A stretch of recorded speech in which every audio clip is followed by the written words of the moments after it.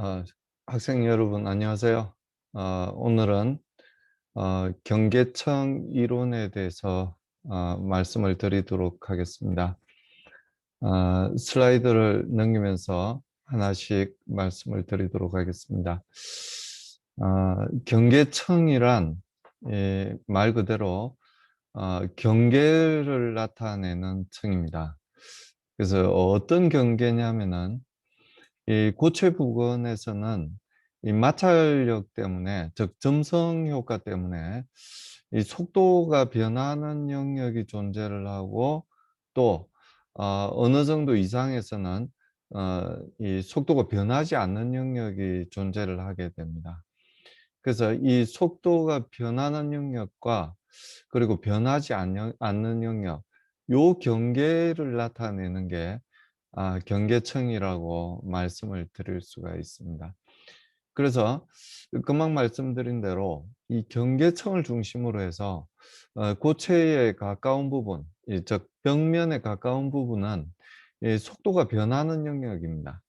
즉 점성의 효과가 강하게 나타나는 그런 영역이 이 경계청의 내부 영역이 되고, 그리고 속도가 변하지 않는 바깥 영역이 비점성 유동, 즉 외부 영역이라고 우리가 부르는 영역이라고 말씀을 드릴 수가 있습니다.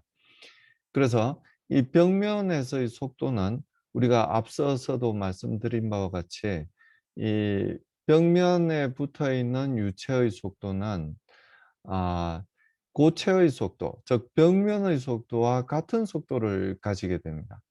반면에 이 고체에서, 즉 벽면에서부터 멀리 떨어져 있는 유체는 벽면과 상관없이 파필드에서의 벨라시티를 그대로 유지를 하게 됩니다.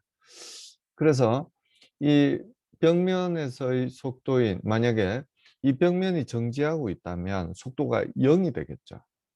그래서 0에서부터 어떤 일정한 속도까지 변하는 영역이 존재를 할 수밖에 없고요. 이 유체 유동의 경우에는 갑자기 0에서부터 캐피탈 U로 급작스럽게 변화할 수 있는 그런 성질이 아닙니다. 그래서 0에서부터 캐피탈 U까지 천천히 속도가 변하게 되고요. 즉 높이에 따라서 속도 분포가 달라진다는 걸 알 수가 있죠. 그래서 이렇게 달라지는 0에서부터 캐피탈 U까지 속도가 점점 변해가는 그 영역이 바로 여기서 이야기하는 내부 영역, 점성 유동을 나타내는 내부 영역이 되고요. 어느 정도 이상부터는 캐피탈 U라는 속도를 그대로 유지를 하게 됩니다. 그래서 그 영역은 비점성 유동의 성격을 가지는 외부 영역이라고 그렇게 구분해서 이야기를 할 수가 있죠. 그래서 이 두 영역을 구분하는 청이 경계청이라고 이야기를 할 수가 있습니다. 그래서 사실은 이 유체 자체가 점성을 갖지 않는 건 아니죠. 모든 유체는 점성을 다 갖고 있습니다. 즉 끈적끈적한 성격을 모든 유체가 다 갖고 있긴 하지만, 이 즉 속도의 변화가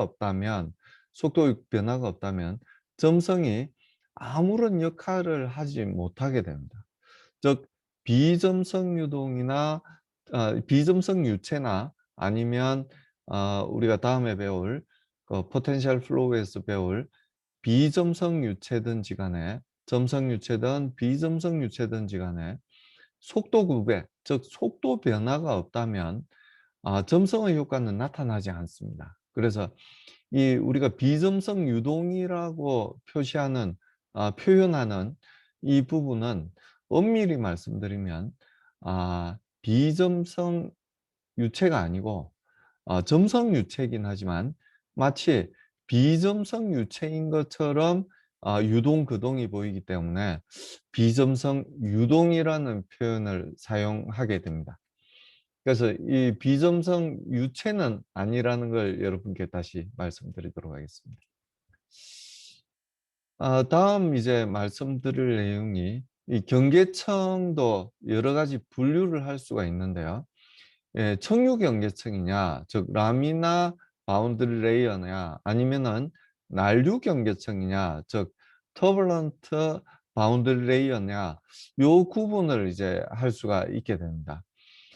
요 구분을 우리가 하나의 무차원수로 이제 무차원수를 가지고 이제 구분을 할 수가 있는데요. 그게 바로 레이놀즈 남바입니다. 레이놀즈 남바는 레이놀즈 남바인데, 레이놀즈 남바는 여러분들이 이제 잘 아시다시피 점성력에 비해서 관성력의 크기가 얼마나 큰지를 나타내는 게 레이놀즈 남바입니다. 즉, 이 점성력을 대표하는 비스카스티가 분모에 있게 되고요. 그리고 관성력을 대표하는, 즉 이너셜 포스를 대표하는 속도의 크기가, 속도가 분자에 위치하게 됩니다. 그래서 이 분모, 즉 점성력에 비해서 관성력이 얼마나 큰지를 나타내는 무차원수가 레이놀스 넘버라고 이야기를 할 수가 있습니다. 근데 앞서서 우리가 유체역학 1에서도, 유체역학에서도 여러분께 말씀드렸듯이 이 레이놀스 넘버의 분자에는 속도만 들어있는 게 아니고 길이 스케일이 들어있습니다.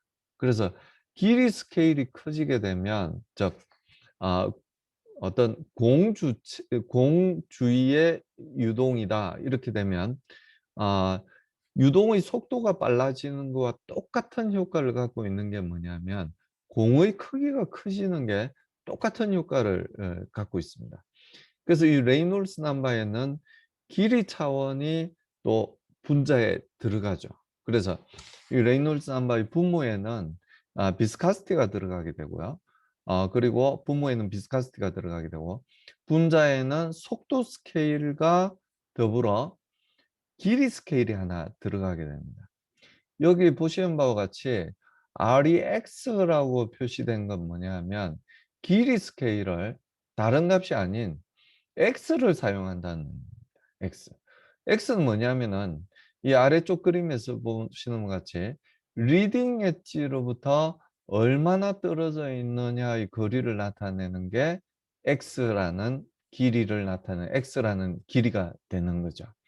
그래서 길이 스케일을 말하자면 이 바운드리 레이어 thickness를 사용할 수도 있고, 이 전체 평판의 길이인 캐피탈 L을 사용할 수도 있게 됩니다. 근데 REX라고 이렇게 표현한 건 뭐냐면, 길이 스케일을 이 원점에서, 즉 리딩 엣지로부터의 거리를 길이 스케일로 사용하겠다는 의미입니다.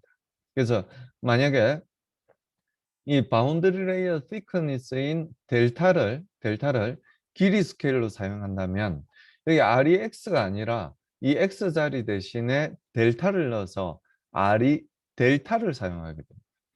그리고 이 전체적인 유동을 나타내기 위해서 이 평판 길이를, 이 평판 전체 길이인 캐피탈 L을 길이 스케일로 사용하겠다면, 이 REX의 이 X 대신에 캐피탈 L을 사용하게 됩니다. 그래서 REL로 쓴다면 요 전체 평판의 길이를 길이 스케일로 사용한 레이놀즈 넘버를 의미하게 됩니다. 그래서 이 REX라고 표현된 부분은 원점에서부터의 거리를 길이 스케일로 사용하겠다는 이야기가 됩니다. 물론 비스카스티는 이 유체, 이 평판 주위를 흐르는 유체의 비스카스티를 사용하게 되고요.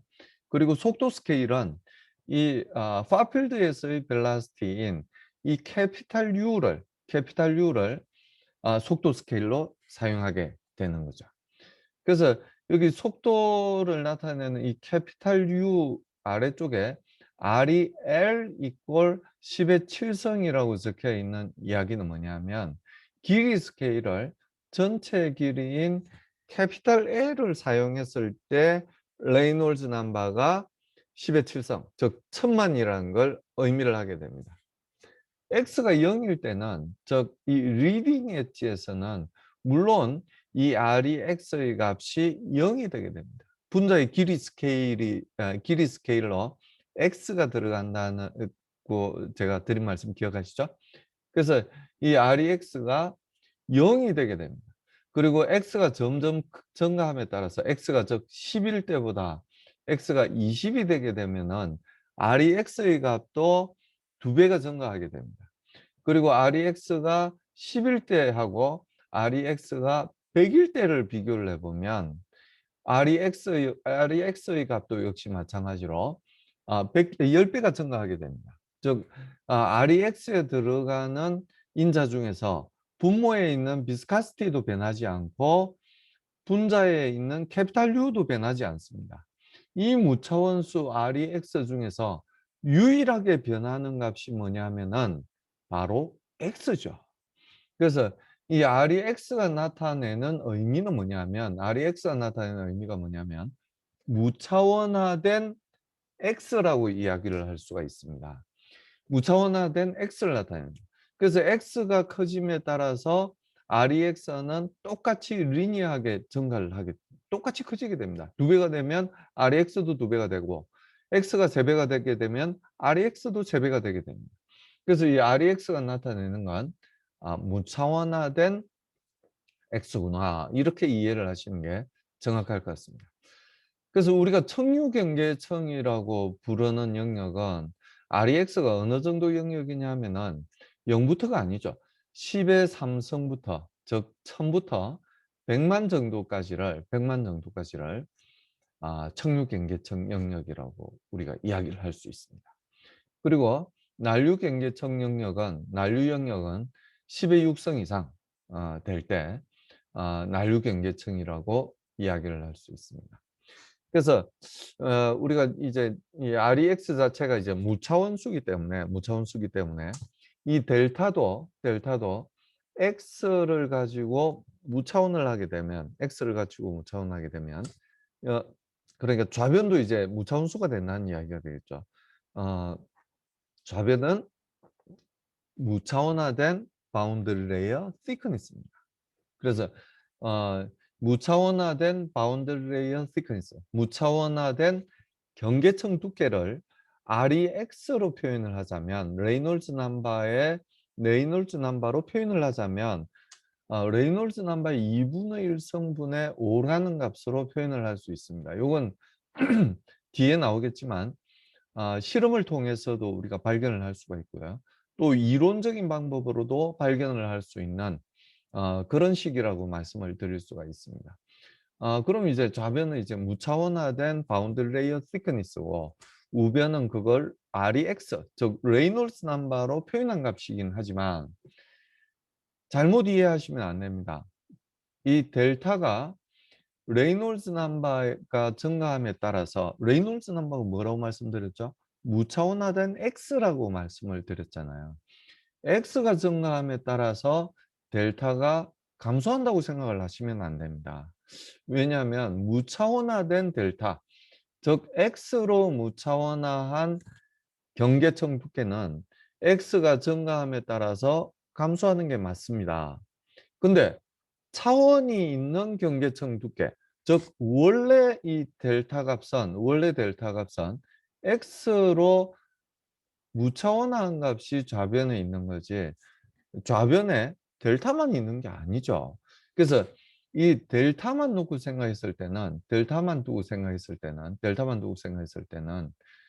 여기 REX에 분자에 X가 하나 들어있기 때문에 X에 대해서만 생각을 하자면 여기 분모에 루트 X가 있는 셈입니다. 루트 X가 있고 양변에 X를 곱했을 때의 상황을 생각한다면 이 델타는 X의 2분의 1승에 비례해서 커진다는 걸 알 수 있습니다.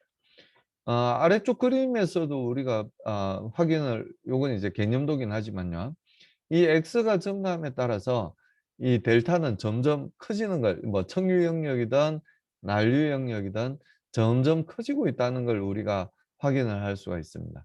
근데 청유 영역에서는, 즉 라미나 바운더리 레이어에서는 요게 요런 식, 즉 X분의 델타는 루트 레이놀즈 넘버분의 5라는 식으로 표현을 할 수가 있대요. 난류 경계청 영역에서는 루트 레이놀즈 넘버의 7분의 1성분의 0.16이라는 값으로 표현을 할 수가 있습니다. 그러면 이 x분의 델타, 즉 무차원화된 바운더리 레이어 thickness는 변화가 어느 쪽이 심하냐 하면은 청류가 더 심하다고 볼 수 있습니다. 여기는 레이놀즈 넘버 2분의 1승의 반비례를 하게 되고요. 이 난류에서 보시는 건 레이놀즈 넘버의 7분의 1승의 반비례를 합니다. 우리가 이제 극한으로 갔을 때, 즉 이 레이놀즈 넘버의 지수를 생각해 보면 이 지수가 작으면 작을수록 어떤 값에 가까워지느냐 하면은 1에 가까워지죠. 극한으로 갔을 때, 즉 이 파워가 지수가 0이 됐을 때를 생각한다면, 0이 됐을 때를 생각한다면 이 레이놀스 넘버의 영성은 항상 1이 됩니다. 변화가 없다는 이야기죠. 레이놀즈 넘버가 변하더라도 레이놀즈 넘버의 제로성은, 제로 파워는 항상 1이라는 콘스탄트한 값을 가지게 된다는 이야기죠. 그래서 이 파워가 크면 클수록 어떠냐면은 그 수에 이 밑에 있는 수, 즉 레이놀즈 넘버에 따른 변화가 크다는 걸 의미를 하게 됩니다. 그래서 요 자체만 보면 이 무차원수로 표현한 걸 보면 어느 쪽이 변화가 더 심하냐면 청유일 때가 변화가 더 심합니다.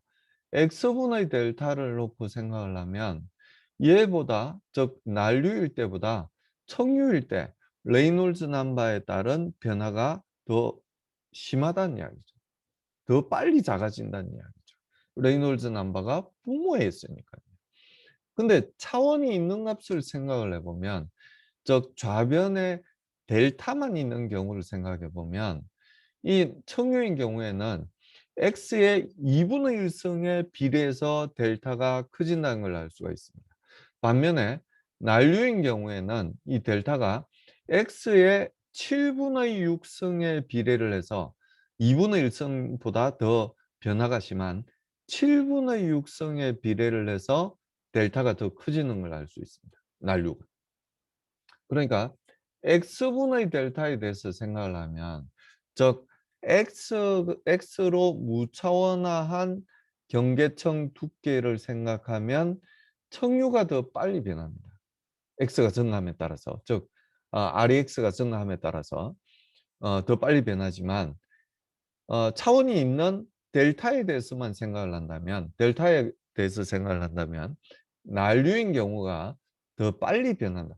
즉 델타가 x의 7분의 6승에 비례를 해서 더 커진다는 걸 알 수가 있게 됩니다. 그렇죠. 그러니까 차원이 있을 때하고 그리고 차원이 없을 때를 우리가 구분을 해서 생각해야 됩니다. 그러니까 실제적인 상황은 어떤 상황이에요? 차원이 없는 걸 생각해야 우리가 실제적인 상황에 더 맞게 생각을 할 수가 있겠죠. 여기 그림에서 아래쪽 그림에서 보는 바와 같이 이 델타가 즉 바운더리 레이어 thickness, 이 경계청 두께가 언제 더 빨리 커지느냐를 생각한다면 난류일 때가 더 빨리 커진다고 이야기를 해야 맞는 겁니다. 그러니까 x가 2배가 될 때 요쪽이 난류가 될 때, 청류가 될 때보다 난류가 될 때 더 큰 배수로 커진다는 걸 알 수가 있습니다. 청류일 때보다 난류일 때 바운더리 레이어 thickness가 더 빨리 커진다는 걸 알 수가 있게 되죠. 근데 여기서 이제 잘 보시면 이제 10의 3성부터 이야기를 했어요. 10의 6성까지 이야기를 했고요. 그리고 이게 전체 REL이 10의 7성이라고 이야기를 했으니까 이 테일 엣지, 즉 이 말단부에서는 레이놀즈 넘버가 10의 7성이라는 걸 알 수가 있는 거죠. 천만이라는 걸 알 수가 있죠. 그래서 요것만 보고 우리가 잘못 생각할 수 있어요. 이 청유 영역이 더 큰 거 아닌가? 10의 3성부터, 즉 1000에서부터 100만까지고 난류 영역은 100만 이상이라고 그랬으니까 100만에서 1000만까지라고. 이 파워로 표시했을 때는 우리가 착시 현상을 일으킬 수가 있어요. 마치 청유 영역이 더 넓은 것처럼 착각을 할 수가 있게 됩니다. 근데 실제로는 그렇지 않죠. 이 1000만이 될 때까지, 즉 R이 캐피탈 L이 1000만이라고 이야기를 했으니까 이 100만까지, 즉 이 전체 영역의 이 전체 길이의 10분의 1이 100만이에요. 1000만의 10분의 1이 100만입니다. 그게 10의 6성이죠. 10의 6성이 되는 이 전체 길이의 10분의 1만큼만 청류가 되고요. 나머지 10분의 9, 즉 100만부터 1000만까지 영역은 전부 난류경계청 영역입니다.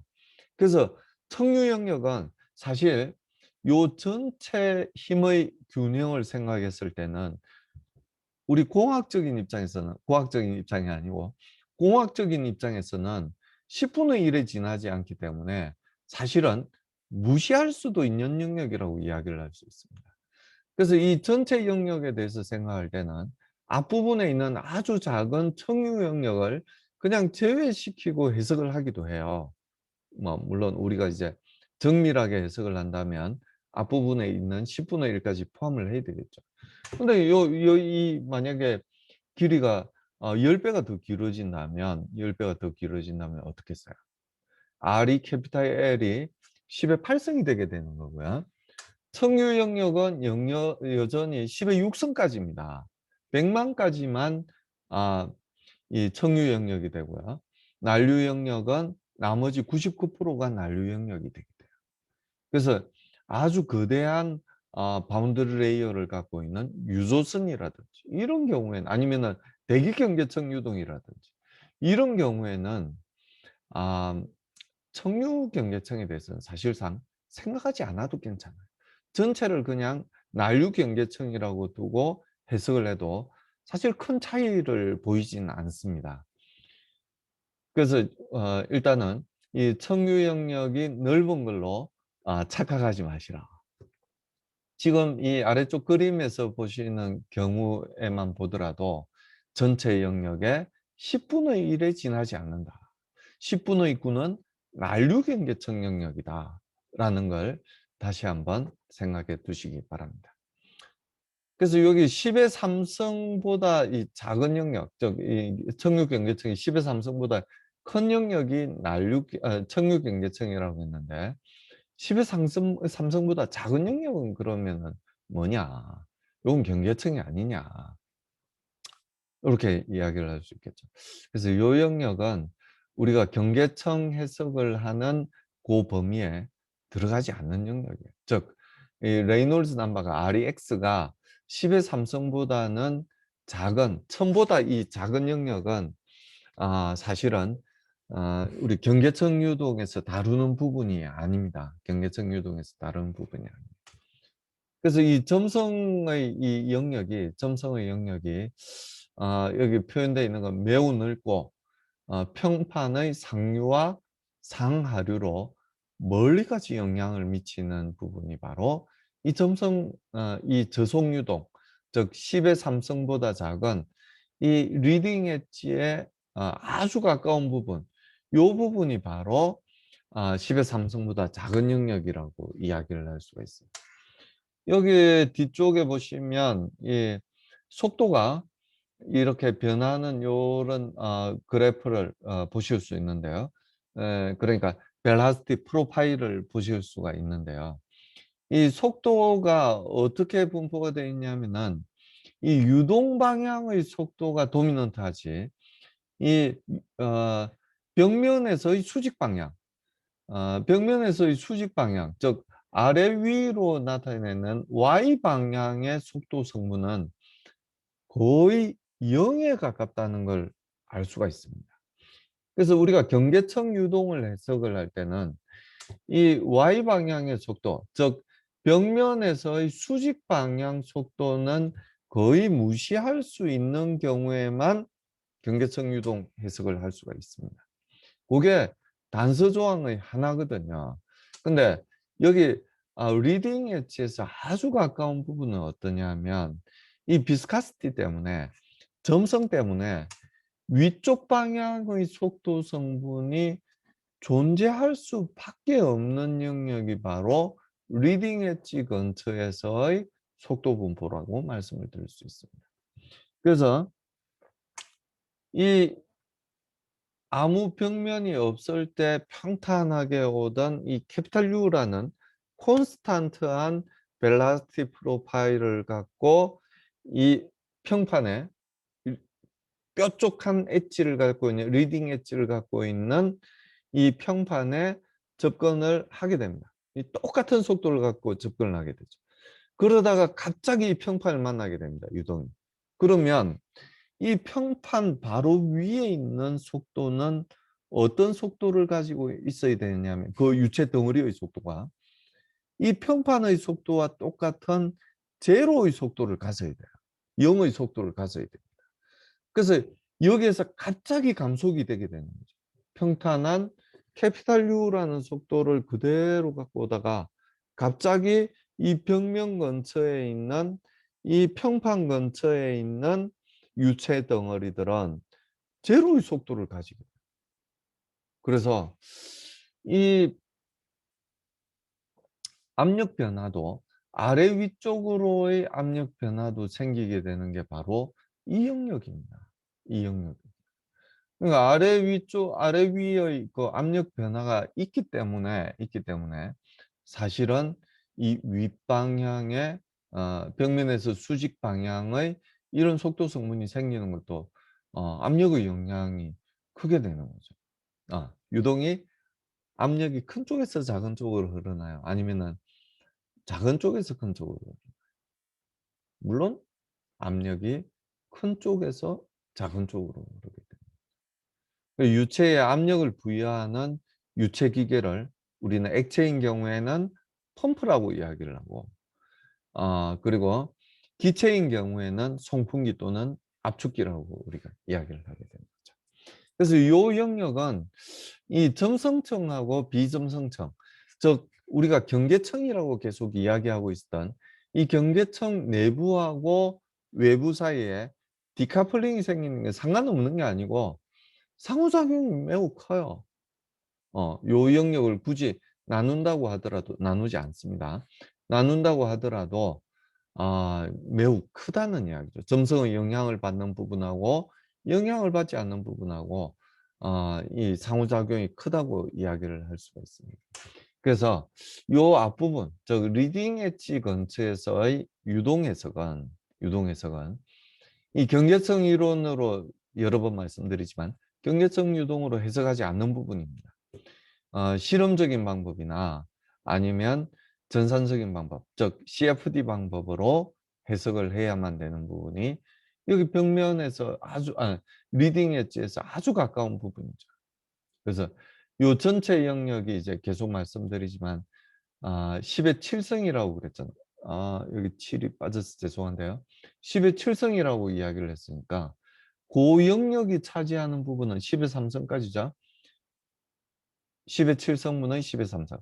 즉 만분의 1에 지나지 않아요. 만분의 1. 요 전체 평판 길이의 만분의 1만큼은 경계청 유동으로 경계청 이론으로 해석을 하지 않는 부분입니다. 만분의 1은 경계청 유동으로 해석을 하지 않고요. 나머지 만분의 9999는 경계청 유동으로 경계청 이론으로 해석을 하는 부분이라고 말씀을 드릴 수가 있습니다. 그래서 이게 이제 리딩 엣지에서 아주 가까운 부분이 되고요. 아까 드린 말씀이긴 하지만 이 10의 3성보다 큰 부분은 10의 3성보다 큰 부분은 청류경계청 혹은 난류경계청으로 해석을 하는 부분입니다. 그래서 1904년 지금부터 117년 전에 이 프란들이라는 사람이 경계청 이론을 발표를 했습니다. 이 유체역학은 사실 이 경계청 이론이 발표되기 전하고 발표되고 나서는 아주 큰 변화를 겪게 됩니다. 그래서 그만큼 이제 경계청 이론이 발표된 게 역사상 유체역학의 역사상 아주 중요한 이벤트였다고 말씀을 드릴 수가 있습니다. 그게 또 무슨 이야기냐면 그만큼 경계청 이론이 중요하다고 말씀드리는 거하고 똑같은 이야기. 자, 그래서 이 경계청 이론의 이 단서 조건은 뭐냐면 점성청, 즉 이 경계청이 매우 매우 얇다는 그런 단수 조건이 붙게 됩니다. 요 제한 조건이 붙지 않으면 경계청 이론은 성립되지 않습니다. 그래서 경계청 이론이 성립하기 위해서는 제일 먼저 이 경계청의 두께가, 점성청이 경계청 내부의 두께가 경계청 두께가 매우 얇다는 그런 단서 조건이 붙습니다. 자, 보십시오. 이 레이놀스 넘버가 1000 이상이라고 했는데 만 정도가 됐을 때, x분의 델타는 얼마냐면 0.05예요. 매우 얇죠. 매우 얇습니다. x에 비해서 x가 100 정도가 되면, 리딩 엣지로부터 거리가 100 정도가 되면 경계청 두께는 어느 정도가 되냐면은 5밖에 안 된다는 이야기예요. 그러니까 리딩 엣지로부터의 거리에 비해서 이 경계청 두께의 두께는 매우 얇다는 이야기입니다. 그리고 레이놀스 넘버가 증가하면 증가할수록 어떻게 되냐면, 요 식에서 보는 바와 같이 라미나인 경우에도 레이놀스 넘버가 증가하면 증가할수록 x에 비해서 델타의 크기는 점점 줄어들 수밖에 없어요.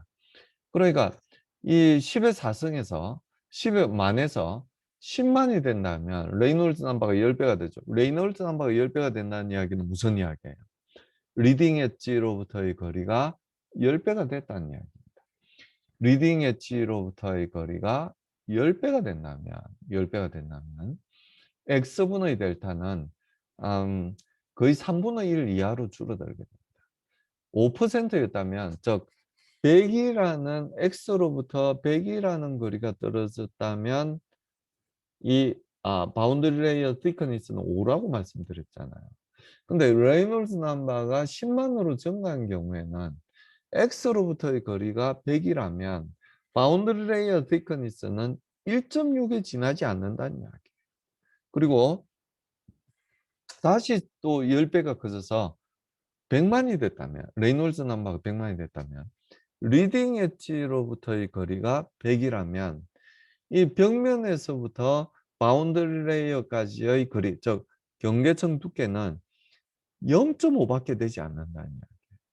매우 얇다는 이야기죠. 레이놀스 넘버가 증가하면 증가할수록 x로 무차원화한 바운더리 레이어 thickness는 점점 더 얇아진다는 이야기입니다. 점점 얇아진다는 이야기. 난류인 경우도 마찬가지죠. 자, 여기 트랜지션이 생겼을 때 청류에서 난류로 변화가 됐을 때 갑자기 어떤 일이 생기냐면은 바운더리 레이어 thickness가 두꺼워지게 됩니다. 이 트랜지션이 생겼을 때 이야기죠. 이 청류라는 유동하고 난류라는 유동은 전혀 다른 유동이에요. 저번에도 제가 말씀드린 것 같긴 하지만 청류는 청을 지어서 이렇게 흘러가는 유동입니다.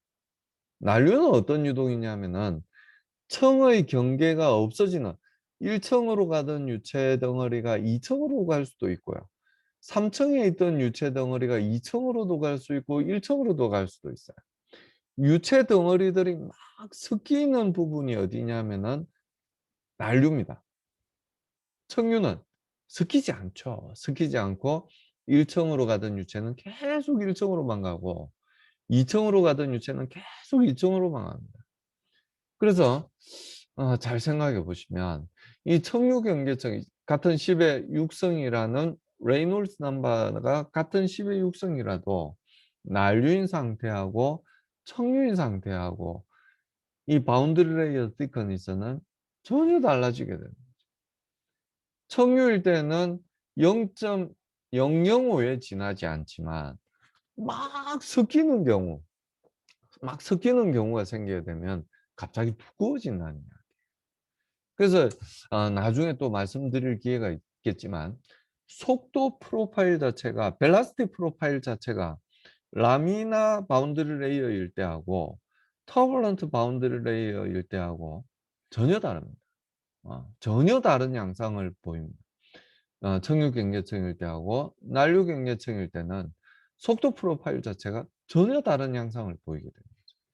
그래서 뒤에 또 이제 말씀드릴 기회가 있겠지만 여기 트랜지션이 생길 때 즉 청류경계층에서 난류경계층으로 변할 때는 유동에 있어서 급격한 변화를 보이게 된다는 이야기죠.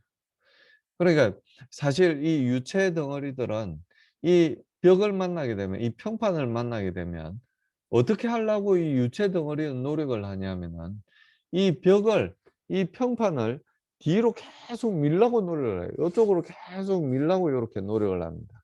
시어 스트레스가 작용이 되는 거죠.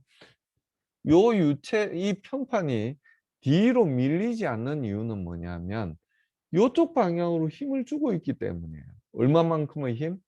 이 유체가, 유체 덩어리들이 이 평판을 미는 만큼 똑같은 힘을 요쪽으로 주고 있기 때문에, 요쪽으로 주고 있기 때문에 이 평판이 뒤로 밀리지 않는 거예요. 유체 덩어리들은 점성 효과를 이용해서, 점성 효과 때문에 이용했다기보다는 점성 효과 때문에 이 유체를 끊임없이 뒤로 계속 밀고 있는 거예요. 계속 밀고 있습니다. 그래서 그걸 이제 드랙 폴스라고 이야기를 하고 있는데요. 그 드랙 폴스가 난류 경계층이 되면, 이 청유 경계층일 때보다 난류 경계층이 되게 되면 훨씬 커지게 됩니다. 드랙 폴스가 훨씬 커지게 돼요. 그래서 이 청유 경계층일 때하고 난류 경계층일 때는 전혀 다른 유동이라고 생각을 하시면 맞습니다. 그래서 이 청유 경계층일 때하고 난류 경계층일 때 이 바운드리 레이어 thickness가 무차원화된 바운드리 레이어 thickness가 얇아지는 것도 차이를 보이게 됩니다. 자, 청유 경계층일 때는 레이놀즈 넘버가 10의 4승에서 10의 6승이 될 때, 즉 레이놀즈 넘버가 100배 커질 때, 100배 커질 때 X로 무차원화한 바운드리 레이어 thickness는, 경계층 두께는 10분의 1로 줄어들게 됩니다. 100배 증가할 때, 레이놀즈 넘버가 100배 증가할 때 바운드리 레이어 thickness는 10분의 1로, 무차원화된 바운드리 레이어 thickness는 10분의 1로 줄어들게 돼요. 근데 난류 경계층일 때는 어떠냐면 레이놀즈 넘버가 100배 증가하면 10분의 1로 감소하는 게 아니에요. X분의 델타가 2분의 1로 감소합니다. 즉 무슨 이야기냐? 감소하는 폭이 훨씬 작다는 이야기죠. 뭐 자꾸 이제 반복해서 말씀드린 것 같지만 청류일 때는 루트 레이놀즈 넘버의 반비례하게 되고요. X분의 델타가. 난류일 때는 레이놀즈 넘버의 7분의 1승의 반비례를 하게 됩니다. 어느 쪽이 레이놀즈 넘버의 영향이 더 크냐면 청류일 때 레이놀즈 넘버의 영향이 더 크다는 이야기죠. 그래서 청류일 때 레이놀즈 넘버가 100배 증가할 때 X분의 델타는 10분의 1로 감소를 했는데 영향이 크죠. 변화가 심했으니까. 근데 난류인 경우에는 레이놀즈 넘버가 100배 증가했을 때 X분의 델타는 2분의 1로 조그맣게 안 줄어들었어요. 청류에 비해서는 조그맣게 안 줄어들었다는 얘기죠. 그래서 레이놀즈 넘버에 대한 효과는 청류일 때 더 크구나 하는 걸 알 수가 있게 됩니다. 자, 이게 이제 우리가 여기 말씀드린 평판을 만났을 때, 우리 유체 덩어리들이, 이 유체 유동이 평판을 만났을 때 어떻게 경계청이 형성이 되고, 또 경계청의 아주 이 리딩 엣지에서 아주 가까운 부분은 경계청 해석에서 제외된다는 말씀을 드렸는데요. 이게 좀 심한 경우가 어떤 경우냐면 이런 경우입니다. 뭉텅한 유체를 만났을 때, 이 뭉텅한 물체를 만나면 이 말하자면 경계청이 제대로 형성이 되지 않습니다. 그러니까 이상적인 경우라고 이야기를 했는데, 여기 아래쪽 그 문장에서 이상적인 경우라고 이야기를 했는데 위쪽 그림에서 A에 해당되는 거죠. 계속 이 유체 유동이 이 물체에 디태치 되지 않고, 즉 방미가 되지 않고 유체에 붙어서 요렇게 흘러갈 때, 요게 이제 이상적인 경우라고 이제 표현을 하게 된 건데요. 요 경우는 경계청이 아주 명확하고 두께는 매우 좁은, 경계층이 매우 좁은 상태를 계속 유지를 할 수 있게 됩니다. 근데 실제 유동은 어떠냐면 손흥민 선수가 축구공을 뻥 찼을 때 축구공 근처에서 생기는 유체 유동은 어떠냐 하면, 혹은 류현진 선수가 야구공을 던졌을 때 그 야구공 근처에서 생겨나는 실제 유체 유동은 어떠냐 하면 B같이 생긴다는 얘기죠. A같이 생기지 않고 B같이 생긴다는 얘기죠. 즉 유체 유동이 어태치돼서 붙어서 흘러가는 게 아니고 유체 벽면에서부터 방리가 된다는 거예요. 떨어져 버립니다. 자, 여러분께 한번 물어보고 싶은 게 뭐냐면 이 앞부분이에요. 앞부분에서는 디태치되지 않고 어태치된 상태로 계속 유지가 되죠. 이 부분에서는 하류로 가면 갈수록 압력이 증가할까요? 아니면 감소할까요? 증가 쪽이에요? 감소 쪽? 한번 생각을 해보세요. 자, 우리 어, 유체각 앞부분에서 베르누이 방정식을 이야기했었잖아요. 베르누이 방정식은 압력 에너지죠. 압력하고 속도하고 위치하고 요 세 에너지의 합이 일정하다는 게 베르누이 방정식이었잖아요. 그럼 위치에 만약에 이제 이 유동 자체가 기체 유동이라면 위치 에너지에 대해서는 거의 뭐 생각하지 않아도 되니까요. 운동 에너지하고 즉 속도하고 압력만 생각을 하면 되거든요. 속도가 커지면 속도가 커지면 압력은 어떻게 될까요? 압력이 작아지죠. 그럼 이 앞부분 즉 스태그네이션이 생기는 요 부분에서부터 하류로 이렇게 진행이 됨에 따라서 이 파필드에 있는 유체의 벨라시티는 어떻게 될까요? 점점 커질까요?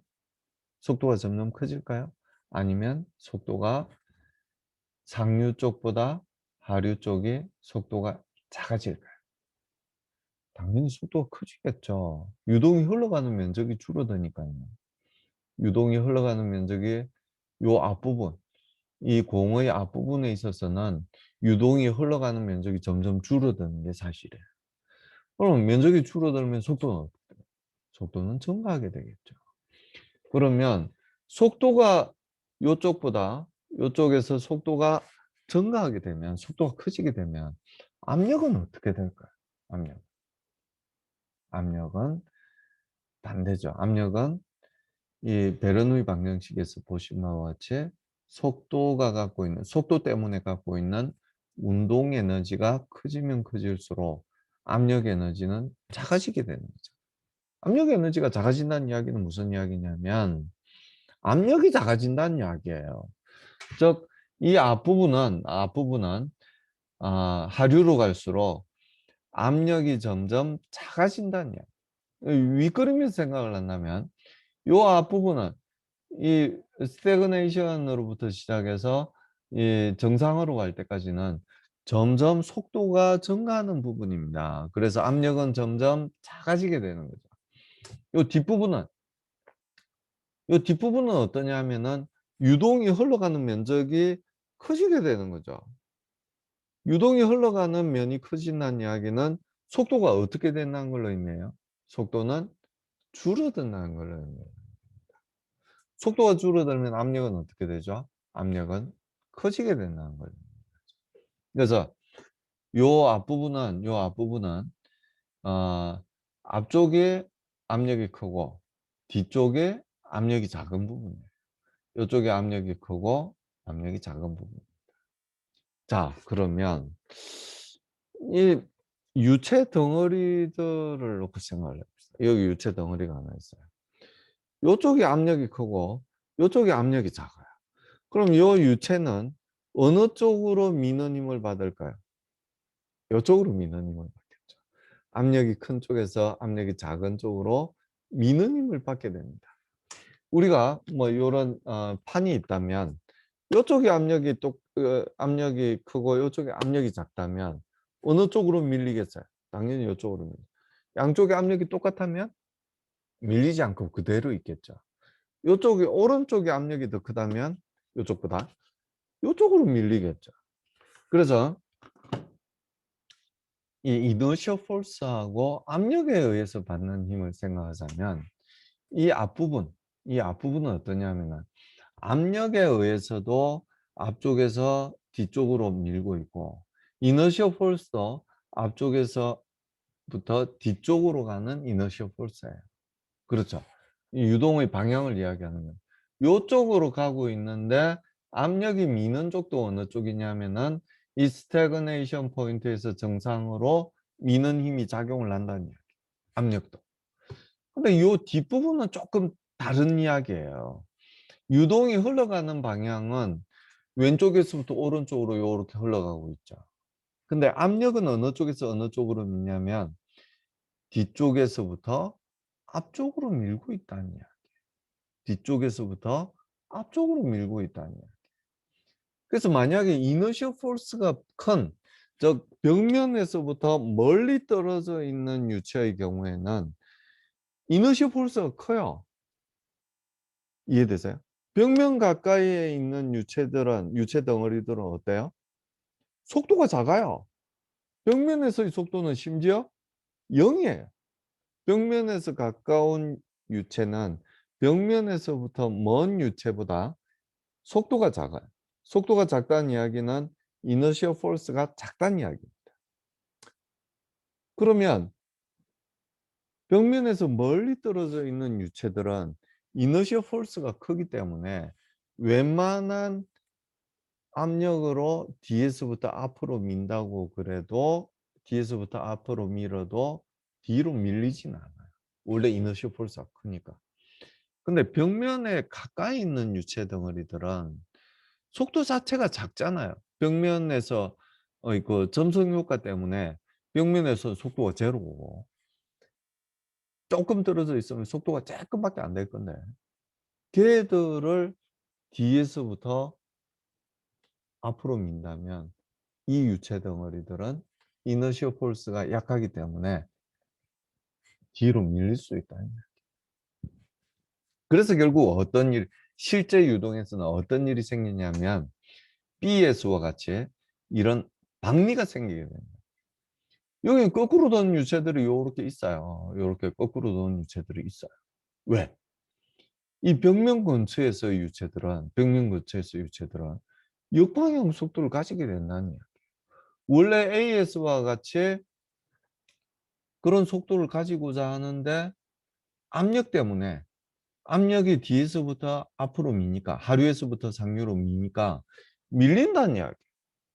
그래서 어떤 현상이 생기느냐? B와 같이 separation, 박리가 생긴다는 이야기. 그래서 이 박리가 생기는 순간 우리는 경계층 이론을 사용을 할 수가 없습니다. 박리가 생기면 이렇게 말하자면 리스큘레이션 영역이 존재를 하게 되는데요. 그러면 아까 말씀드린 대로 이 벽면에서 수직인 방향의 속도 성분이 없어야 된다고 그랬죠. 경계층이 얇다고 이야기를 했죠. 그런 모든 전제 조건들이 다 깨지게 됩니다. 어느 순간에 박리가 생기는 순간. 그래서 요 뒷부분에 이렇게 B에서 뒷부분에서 이런 박리가 생기면 경계층 유동으로는 해석을 할 수가 없게 됩니다. 그리고 이제 앞부분에서도 유체각 시간에도 이제 말씀드렸겠지만 이 여기서 아주 재밌는 유동 현상들이 생기죠. 볼텍스 쉐딩이라는 그런 아주 재밌는 유체 현상이 생기고.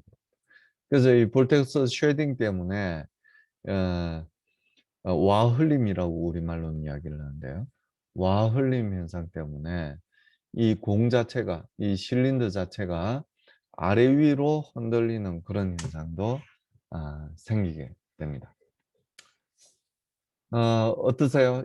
지금 이제 박리가 왜 생기는지까지도 간략하게 말씀을 드렸는데요. 아, 어떻게 경계성 유동에 대해서 대략적으로는 이해하셨는지 모르겠습니다. 조금만 더 요 그림을 보고 말씀드리면 좀 더 쉬울 것 같은데요. 이 사실은 이 경계청에서 위쪽이나 그러니까 벽면에서 멀리 떨어진 부분이나 아니면 벽면 가까이에 있는 부분이나 벽면 가까이 있는 부분이나 압력은 똑같아요. 압력이 다르면 어떤 현상이 생겨요? 압력이 큰 쪽에서 작은 쪽으로 힘이 작용을 하게 되죠. 역학이란 게 뭐예요? 힘과 운동과의 관계를 나타내는 학문이 역학이라고 그랬잖아요. 벽면에서부터 파필드로 미는 힘이 생기게 되면 벽면에서의 압력이 크고 파필드에서의 압력이 작다면 벽면에서부터 파필드로 미는 힘이 생기게 됩니다. 벽면에서부터 파필드로 미는 힘이 있다는 이야기는 벽면에서부터 수직 방향의 속도 성분이 생겨난다는 이야기. 그럼 벽면에서 수직 방향의 속도 성분이 없다는 이야기는 뭐냐면 이 그림에서 보신 이 캐피탈 L에서의 속도 성분을 보시면 수직 성분이 없잖아요. 거의 없는 거죠, 사실은. 거의 없잖아요. 그래서 이 유동 방향의 속도 성분만 있죠. 요 이야기는 뭐냐면 이 파필드에서의 프레셔나 아니면 벽면 근처에서의 프레셔가 별로 변화가 없다는 이야기. 단지 변화가 있다면 어느 쪽으로 변화가 있을 수 있냐면 유동 방향으로는 변화가 있을 수 있어요. 그러니까 이 상류에서의 압력이 하류에서의 압력보다 더 클 수 있고요. 그러니까 요건 순압력 구배라고 해서 어 뒤에 요쪽 상류에서 하류 쪽으로 압력이 미는 힘이 작용을 하는 경우죠. 또 반대로 역압력 구배라고 하는 건 상류에서의 압력보다 하류에서의 압력이 더 큰 경우를 역압력 구배라고 이야기를 합니다. 그러면 순압력 구배, 즉 이 상류에서의 압력이 하류에서의 압력보다 더 클 경우에는 문제가 없어요. 왜냐하면 유체가 흘러가는 방향도 상류에서부터 하류로 흘러가게 되고요. 요렇게 흘러가게 되고요. 압력이 유체를 미는 방향도 어느 쪽으로 미냐면은 요쪽에서부터, 즉 상류에서부터 하류로 밀고 있는 거예요. 그러니까 전혀 문제가 없다는 이야기죠. 어, 방해가 생길 가능성이 없다는 이야기. 근데 반대로 하류에서의 압력이 더 크다면, 즉 하류에서 상류 쪽으로 미는 힘이 작용을 한다면 이 파필드에서 하류에서 상류로 미는 힘이냐 미는 힘이나 이 벽면 근처에서 하류에서 상류로 미는 힘이나 똑같다는 거 이해하시겠어요? 왜냐하면 이 벽면에서부터 수직된 압력은 똑같다고 말씀을 드렸죠. 다르면 어떤 일이 생긴다고 그랬어요? 큰 쪽에서 작은 쪽으로 미는 힘이 생기고, 미는 힘이 생긴다면은 Y축 방향으로의 속도 성분이 생긴다고 말씀을 드렸잖아요. 근데 Y축 방향의 속도 성분이 없거나 아주 작다면 그건 무슨 이야기냐면은 요쪽 방향, 즉 Y축 방향의 압력 변화는 거의 없다는 이야기. 그래서 이 상류하고 하류 사이에는 압력 구배가 있을 수 있다는 말씀을 드렸죠. 그래서 순압력 구배, 역압력 구배라는 말씀도 드렸고요. 근데 순압력 구배든 역압력 구배든지 간에 이 Y축 방향의 압력 변화는 없는 거예요. Y축 방향에 속도 성분이 없다면 Y축 방향의 압력 구배도 없거나 거의 없는 거예요. 그래서 이 파필드 쪽에서나 아니면은 니얼월, 즉 벽면 근처에서나 하류에서 상류 쪽으로 미는 힘은 똑같다는 이야기. 근데 이너셜 폴스는 어느 쪽이 확실히 크냐면 파필드에서 확실히 크다는 이야기. 그래서 이 파필드에서는 이 밀더라도 이너셜 폴스가 크기 때문에, 즉 속도가 크기 때문에 뒤로 밀리지 않아요. 그냥 이너셜 폴스를 가지고 밀고 나가는 거예요. 근데 이 벽면 가까이에서는 원래 이너셜 폴스 자체가 아주 미미했어요. 작았어요. 그 작은 속도 성분을 가지고 위에서와 똑같은 힘으로 압력이 작용되는 힘은 똑같다고 그랬잖아요. 똑같은 힘으로 미니까 버틸 수가 없는 거죠. 버틸 수가 없어요. 그래서 이 역압력 구배가 순압력 구배가 걸렸으면은 뒤로 밀릴 이유가 없어요. 유동이 가는 방향하고 압력이 힘을 주는 방향이 똑같아요. 그래서 뒤로 밀릴 이유가 없어요. 근데 역압력 구배가 걸리면, 즉 하류에서의 압력이 더 커지면, 더 큰 경우에는 상류에서의 압력보다 하류에서의 압력이 더 크면은 벽면 가까이에서는 뒤로 밀릴 수가 있다는 이야기예요. 이너셜 폴스로 앞으로 나가려고 그러는데 압력은 거꾸로 뒤로 밀고 있는 경우예요. 역압력 구배라는 게. 그래서 역압력 구배가 걸렸을 때는 벽면에서는 전체 유체 유동의 방향하고 반대 방향으로 유체가 흘러갈 수 있다는 이야기. 자, 그래서 다시 앞으로 되돌아갈게요. 요 영역에서는, 즉 최고 꼭대기를 지나서 하류로 가는 요 영역에서는 어느 쪽의 압력이 더 크다고 그랬죠? 하류 쪽의 압력이 더 크다고 그랬잖아요. 상류 쪽의 압력보다 하류 쪽의 압력이 더 커요.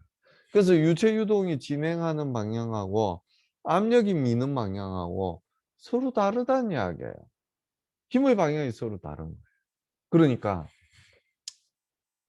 이 부분에서는, 즉 하류 영역에서는 세퍼레이션, 박리가 생길 수 있다. 유체가 거꾸로, 벽면 가까이에 있는 유체가 거꾸로 흘러가는 영역이 존재할 수 있다는 이야기.